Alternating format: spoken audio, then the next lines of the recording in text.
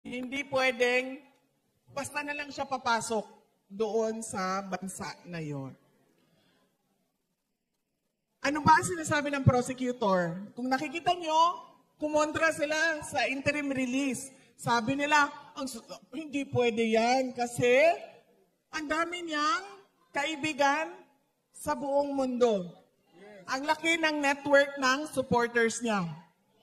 Yan ang sinasabi ng prosecutor, kaya hindi daw pwede. Pangalawa, yung pamilya niya, hindi nila tinatanggap yung pagkuha ng ICC o pag-detain ng ICC kay dating Pangulong Rodrigo Duterte. Lagi nilang sinasabi ay kinidnap siya. Yun naman ang katotohanan.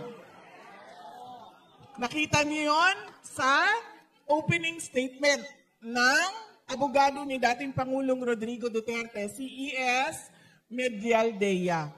Sa first hearing pa lang, sinabi na namin, kidnapping ang tawag sa batas, extraordinary rendition. Inuulit ko lang kung ano yung nasabi na. Kaya hindi pwede sabihin ng prosecutor na dahil kay Inday Sara ay hindi namin papalabasin ang kanyang ama. In fact, dapat nga nila yan ibigay si Pangulong Duterte sa akin. Kasi para mapanigurado ko na siya ay a-attend at mag-cooperate sa kaso. Dahil mahirap siyang i-engage kung siya ay nandoon sa loob. Bakit hindi pwede ibigay ang interim release? Tatlo yan. Unang-una, pwede siyang lumayas. Alam na natin na hindi siya lalayas. Kasi lagi niyang sinasabi, gusto ko umuwi ng Davao. Gusto ko mamatay sa Pilipinas. So ibig sabihin, alam natin kung saan siya hahanapin.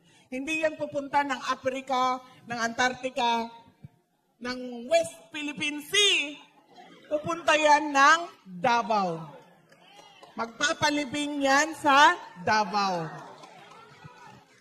Pangalawa, sinasabi nila ay posibleng mag-threaten ng witnesses. Buhay na buhay si Trillanes, buhay na buhay si De Lima, buhay na buhay lahat ng...